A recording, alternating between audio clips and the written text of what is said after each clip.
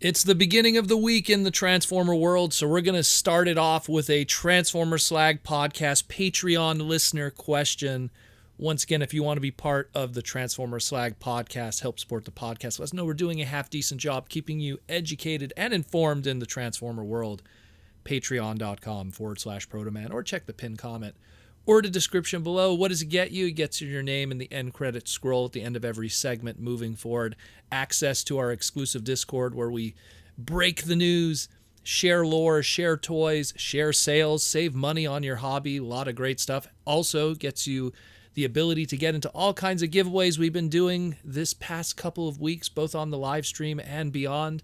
So again, be sure to be part of that. And depending on what tier you're part of, if you're in the upper tiers, you might get a little gift box in the mail, something free sent to you, all kinds of cool stuff.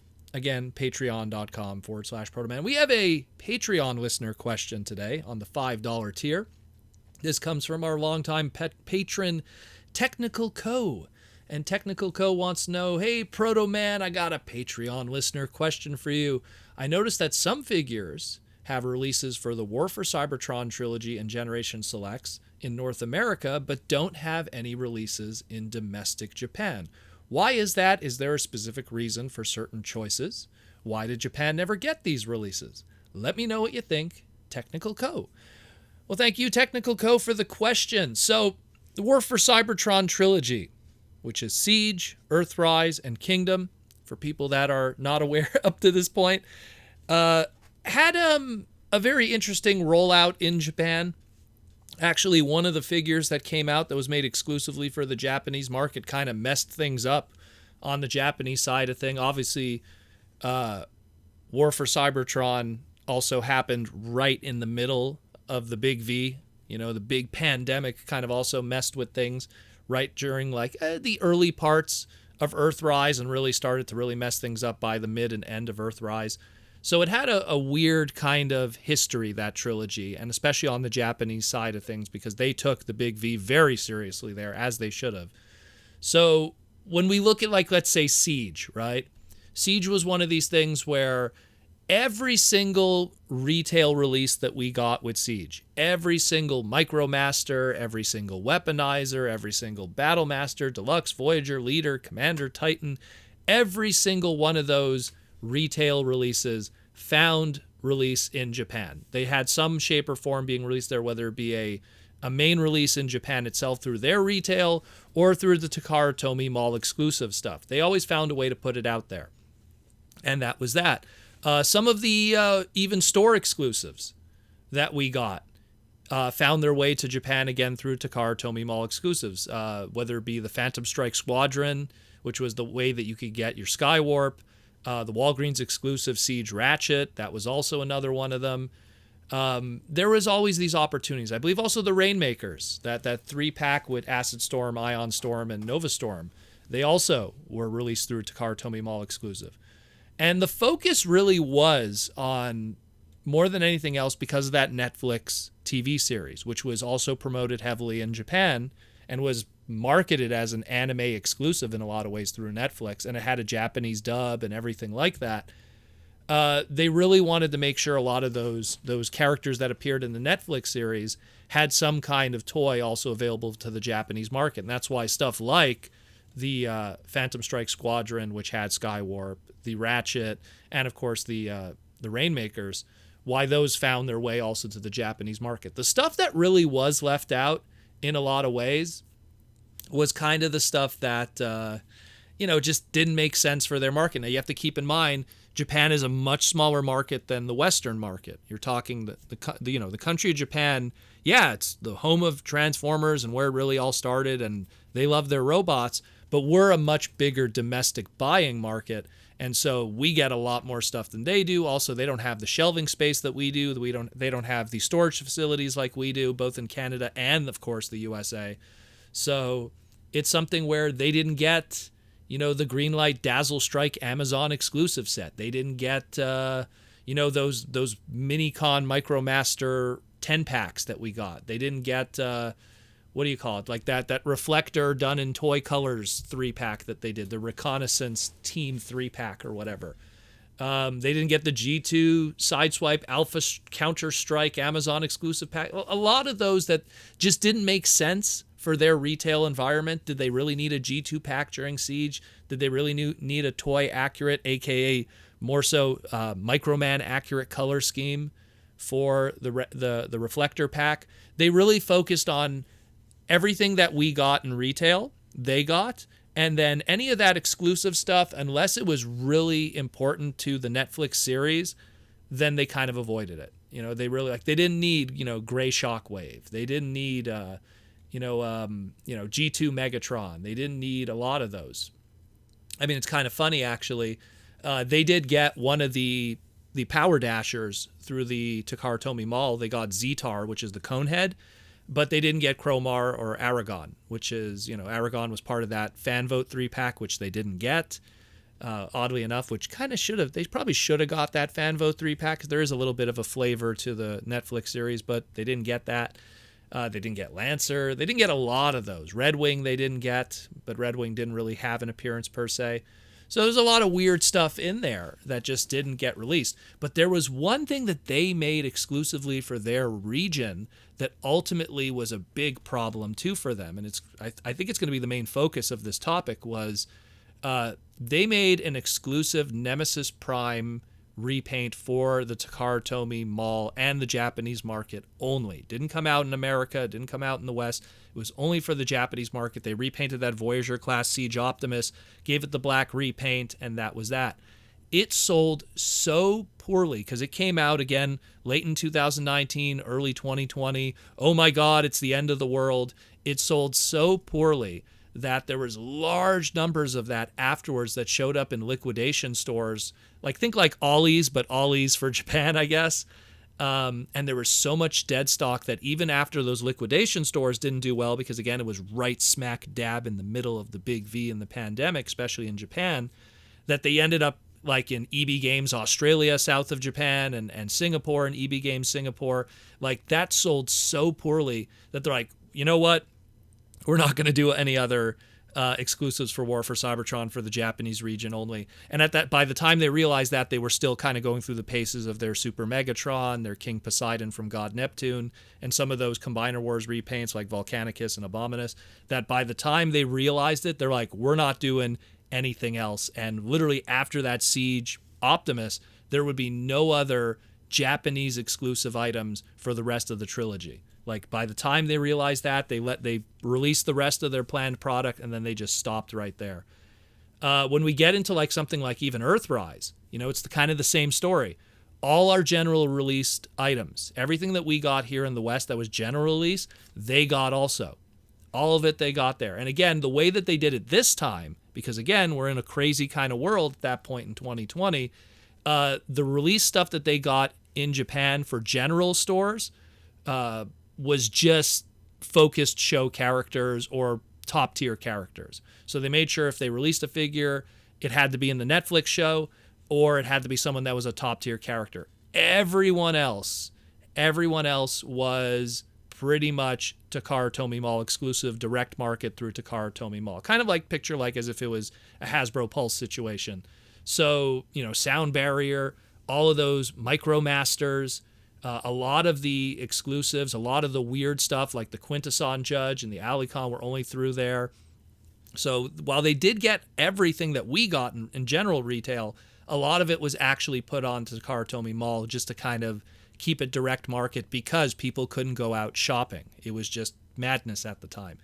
And yeah, sure, most of it that did end up in retail was the big name characters, but you also had Sunstreaker and Smokescreen, which were put there, even though they weren't in the Netflix series.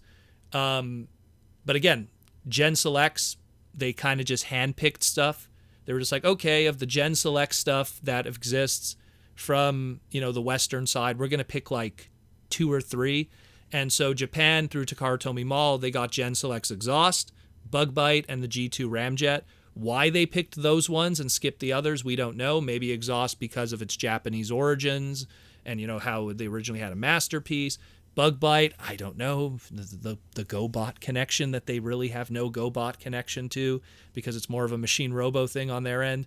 G2 Ramjet, maybe they just like Seekers and they wanted to complete them. I mean, they didn't get most of the Galactic Odyssey stuff. They got some Galactic Odyssey stuff that they imported, like the Paradon Medic and Ratchet, and of course the Barricade and Counterpunch Micromaster 2-pack. But the rest of the Galactic Odyssey stuff through Amazon they didn't get. They didn't get the clones of Pounce and Wingspan. They didn't get the other clones, which was Fastlane and Cloudraker. A lot of those they didn't get. And of course, on the Gen Select side of things, they didn't get Shatterglass Optimus. They didn't get Tiger Tracks. They didn't get Rotor Storm. They didn't get Sandstorm. They didn't get Black Roruchi, which I found bizarre because that would have like a Master Force connection, but they didn't get that either. A lot of stuff was left out on the exclusive side thing because, again, at that point, it could have technically been the end of the world. So they weren't going to be importing a crazy amount of that Western exclusive Gen Select stuff. They were just going to pick and choose. By the time we get to Kingdom, that's when really you see that they're taking a different stance on things more than ever in terms of the price points. Everything that we got in retail, they got minus one figure, and I'll get to that in a moment. But everything we got in general retail, they got also. But this time around, they were just like, everything that's general retail for us is going to be show characters that are going to appear in the Netflix series, or it's going to be big names in Transformers, and all the weird stuff is going to be Takara-Tomy Mall. So all the core class figures, minus Rat Trap, because Rat Trap has to be a core class figure, but everyone else, the Optimus, the Megatron, the Starscream, the Soundwave, all the core class figures, Takara-Tomy Mall exclusive. All the fossilizers, no matter the price point, whether it be a core class one or a deluxe, all the fossilizers, Takara-Tomy Mall exclusive. They weren't going to put that in general retail. They don't know who those characters are. So they kind of left that out. And in fact, the only retail figure that we got that they didn't get was Dracodon, which was the green repaint of Vertebrae, a fossilizer. There's like, we don't even want that, so don't even bother. We don't want it as a Takara-Tomy Mall exclusive. There's no reason for that to be here.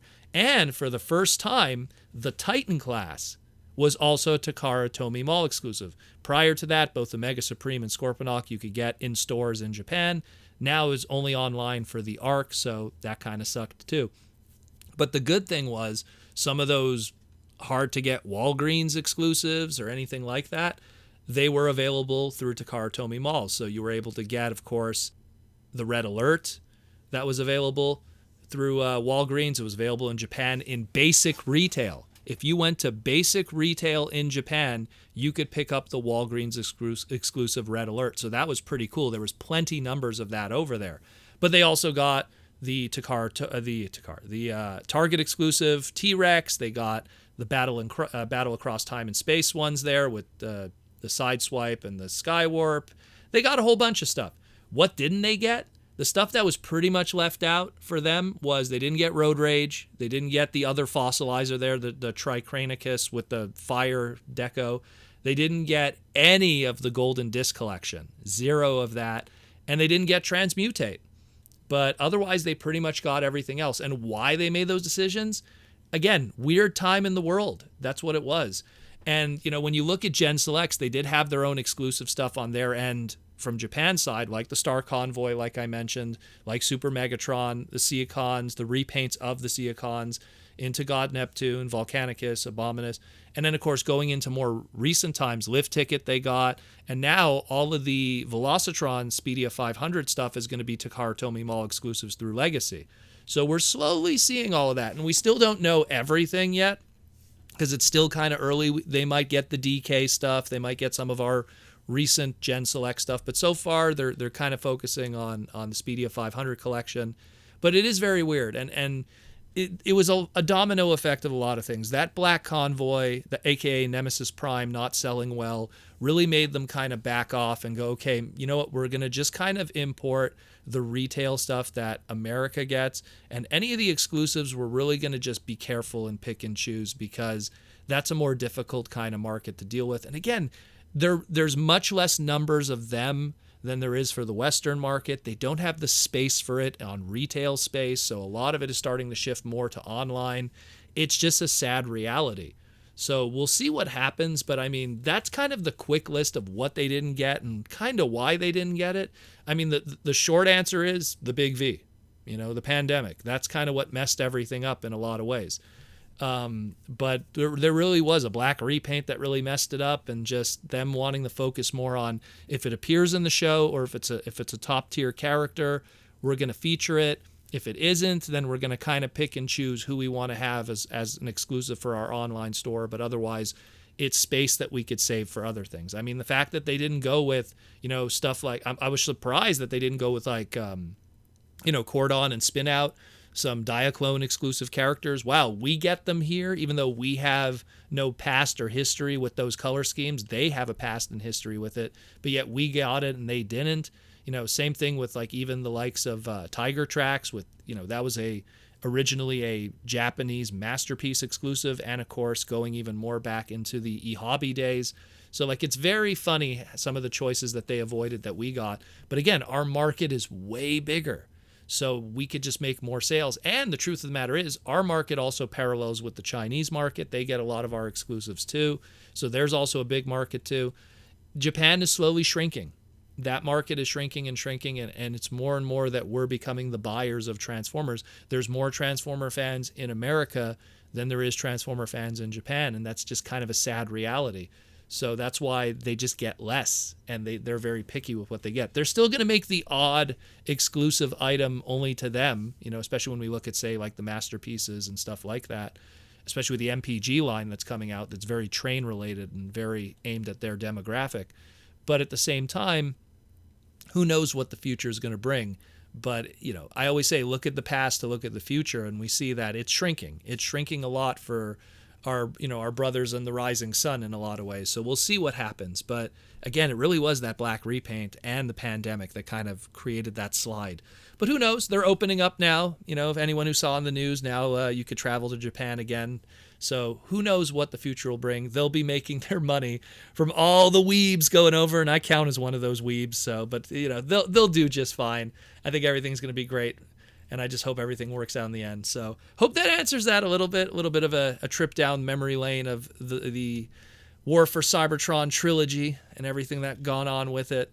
I mean, I always feel at this point now that the co-development that exists with Takara and Hasbro, it's much more better to be a Western Transformer buyer than it is to be in the other side of the globe. It used to be like when Classics and Universe and Generations was out, you wanted to be on the Japanese side because, that Legends line with Sakamoto was really just kicking out some amazing stuff. But today, it feels like the advantage is to be on the West with the odd Masterpiece or something just kind of being the disadvantage. So I think we're in a good state of affairs right now. Everything's good. So thank you, Technical Co., for the question and to take the trip down memory lane. And I hope you learned something from it. I hope everyone learned something from this. If you want to be like Technical Co., be a Patreon member and help support the podcast. Again, patreon.com/Protoman, or check the pinned comment or description below. We got a lot of news to cover this week, so be sure to tune in to the Transformer Slag podcast. And like I always say, rock out with the robots in disguise.